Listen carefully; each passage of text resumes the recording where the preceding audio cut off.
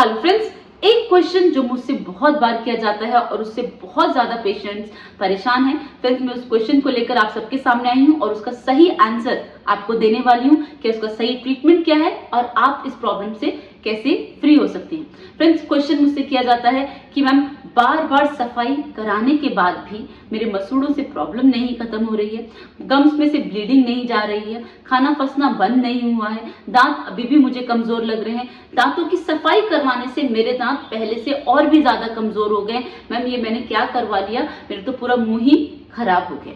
Alright, और मुझे doctor कह रहे हैं कि पायरिया का तो कोई परमानेंट सोल्यूशन नहीं है, इसका तो कोई इलाज नहीं होता और हमें हमेशा इस बीमारी के साथ जीना पड़ेगा। फ्रेंड्स, इस क्वेश्चन का आज मैं आपको आंसर देने वाली हूँ। आइए स्टार्ट करते हैं। Hello friends, I am doctor Pratibha, oral implantologist, laser specialist and periodontist. Friends, मैं एम्पीरियल डेंटल गुरुग्राम इंडिया की फाउंडर और हेड सर्जन हूँ और आज मैं आपको बताने वाली हूँ कि गम डिजीज का सही ट्रीटमेंट क्या है, क्यों आपको ऐसा लग रहा है सफाई कराने के बाद आपके दांत कमजोर हो गए हैं और आपकी प्रॉब्लम सॉल्व नहीं हो रही। फ्रेंड्स, इस बीमारी के इलाज को समझने से पहले आपको इस बीमारी को समझना पड़ेगा। इस बीमारी को पेरियोडोंटाइटिस कहा जाता है। पेरी मतलब सराउंडिंग, ओडोंटो मतलब दांत, आइटिस मतलब इन्फ्लेमेशन। जब दांत के जो सराउंडिंग स्ट्रक्चर्स हैं, गम्स, बोन, पीडियल, सीमेंट, जब उनमें इन्फेक्शन होता है तब पेरियोडोंटाइटिस होता है, जिसे लेमन टर्म में पायरिया कहा जाता है। ये 4 स्टेजेस में डिवाइडेड रहता है। जो सबसे पहली स्टेज होती है दांतों पे इन्फेक्शन होना।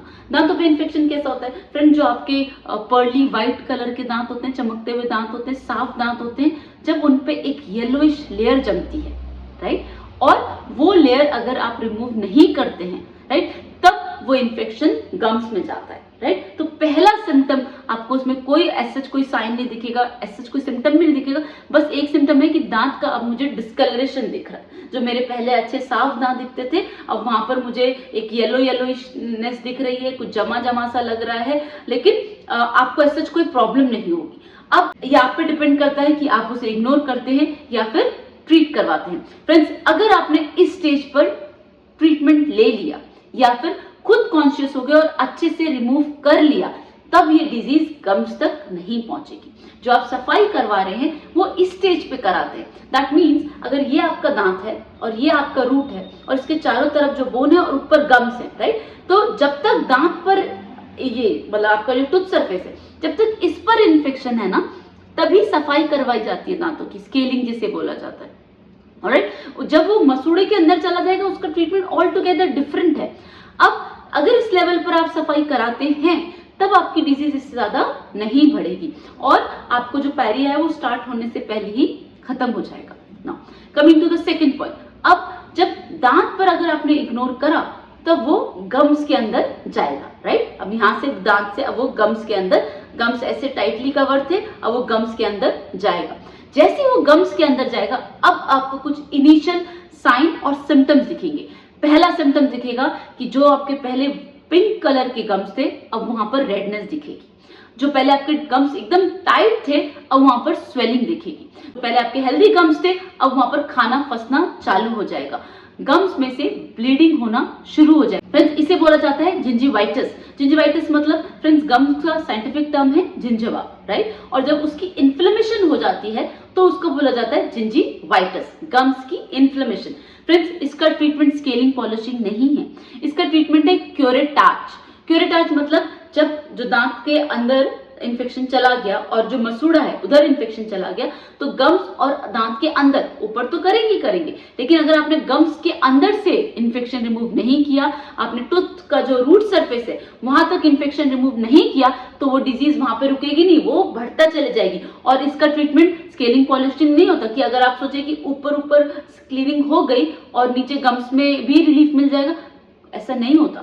आपको इनिशियली जब आप सफाई कराएंगे, थोड़ा गम के ऊपर से जो इन्फेक्शन रिमूव होता है उससे आपको इनिशियली 3 to 6 मंथ रिलीफ मिलता है, ऑलराइट। लेकिन जो डिजीज है वो तो गम्स के अंदर है और वो बढ़ती जाएगी, राइट। तो आपको 6 महीने के बाद लगेगा यार इससे मेरी प्रॉब्लम तो और ज्यादा बढ़ गई है, राइट। क्यों? क्योंकि वो तो प्रोग्रेसिव नेचर की है। अब वो डिजीज गम से बोन पर जाएगी, राइट। तो फ्रेंड्स, जब वो गम से बोन पर जाएगी तब आपको साइन एंड सिम्टम्स दिखेंगे कि पहले जो आपके दांत एकदम मजबूत थे, जिनसे आप कुछ भी चबा सकते थे, अब वो आपको वीक लगेंगे।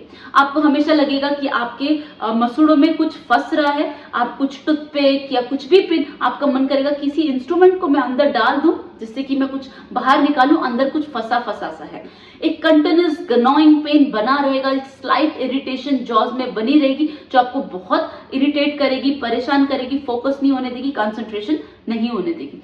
जब आप इसे और थोड़ा सा इग्नोर करेंगे तब वहां पर दांत की, क्योंकि वो अंदर ही अंदर हड्डी को गला रहा है, ये सारे सिम्टम्स हड्डी के गलने से हो रहे हैं, तो आपको दिखेगा जो आपके दांत की जो मोबिलिटी है, दांत का जो हिलना है, वो पहले से और ज्यादा बढ़ गया है। तो अब दांत हिलना चालू होंगे और थोड़ा विद टाइम उनकी मोबिलिटी इंक्रीज होती जाएगी, राइट। तो एक सिम्टम आपको ये दिख रहा है। दूसरा आपको दिखेगा कि जब भी आप रात में खाना खाते हैं और सोने जाते हैं ना, आपको बहुत ज्यादा पेन होता है, ऐसा लगता है कि कुछ फंसा हुआ है, प्रेशर बहुत ज्यादा बढ़ता है। और थोड़ा सा इग्नोर करेंगे तो फ्रेंड्स आप वहां से दबाएंगे तो पस आना चालू हो जाएगा, राइट। और थोड़ा सा इग्नोर करेंगे तो फेस पे और स्वेलिंग हो जाएगी, अब पेन बर्दाश्त के बाहर हो जाएगा, ना आप कुछ खा पाएंगे ना सो पाएंगे। फ्रेंड्स इसको बोलते हैं पेरियोडोंटाइटिस। पेरियोडोंटाइटिस मतलब दांत के चारों तरफ जो भी स्ट्रक्चर्स थे, गम्स, बोन, अब उनमें पूरी तरह से इन्फेक्शन है, अब टूथ सपोर्ट नहीं ले पा रहा, अंदर पेन को नहीं बेयर कर पा रहा, प्रेशर को नहीं बेयर कर पा रहा, और आपको ये सारे साइन और सिम्टम्स दिखेंगे। फ्रेंड्स जब ये कंडीशन आती है तब ना तो केवल इसको सफाई ठीक कर सकती है, ना क्यूरेटार, इसका ट्रीटमेंट होता है flap surgery. Friends flap surgery मतलब जो आप जैसे अगर आपका ये टूथ सरफेस है और ऐसे गम्स है, राइट, तो हम गम्स को रिफ्लेक्ट करते हैं। अब जब हमारे पास पूरा सामने है स्ट्रक्चर, तो हम दांत से, गम्स के अंदर से और बोन से 100% इन्फेक्शन रिमूव करते हैं। जब पूरी तरीके से इन्फेक्शन रिमूव हो जाता है तब हम रीजनरेशन स्टार्ट करते हैं। रीजनरेशन मतलब फ्रेंड जो भी हमने लूज किया है over the period of time, gums और बोन, हम उनको वापस रीजनरेट करते हैं। बोन को हम बोन ग्राफ्टिंग से रीजनरेट करते हैं और गम्स को हम जो हमारी सर्जरीज होती है उसके थ्रू हम रीजनरेट करते हैं।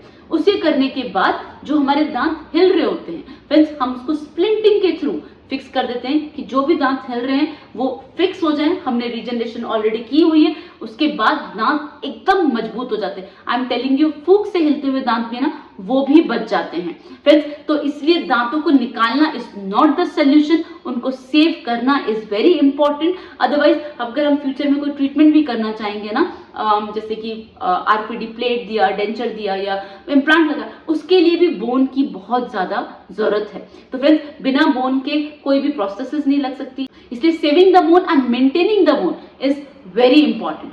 And that is the reason कि आप जो सफाई करा रहे हैं उससे आपको रिलीफ नहीं मिल रहा है। आपको देखना होगा कि आप पायरिया की कौन सी स्टेज पर हो, जिस स्टेज पर हो उस स्टेज का आपको ट्रीटमेंट लेना होगा। दूसरी बात मैं आपसे कहूंगी, जो इसके विशेषज्ञ होते हैं जिन्हें पेरोडोंटिस्ट कहा जाता है, आप उन्हीं के पास जाएं, वही आपको सही तरीका बताएंगे कि इसका सही इलाज क्या है, और वही बता पाएंगे, सही डायग्नोसिस कर पाएंगे कि आप कौन सी स्टेज पर हो इस डिजीज के, जिससे कि आपको परमानेंट सोल्यूशन मिल जाए इस बीमारी से। क्यों? क्योंकि फ्रेंड्स ये बीमारी सिर्फ मुंह तक नहीं रहती, ये मुंह से पूरी बॉडी में स्प्रेड होती है।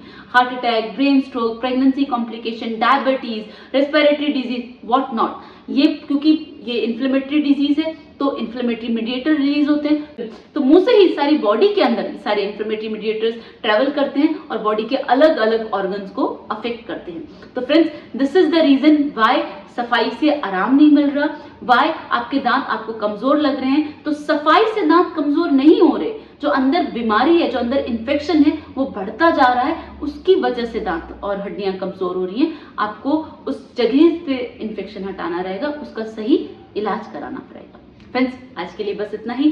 वीडियो अच्छा लगे तो लाइक और शेयर कर लीजिएगा, चैनल को सब्सक्राइब नहीं किया तो प्लीज कर लीजिएगा। See you in the next video.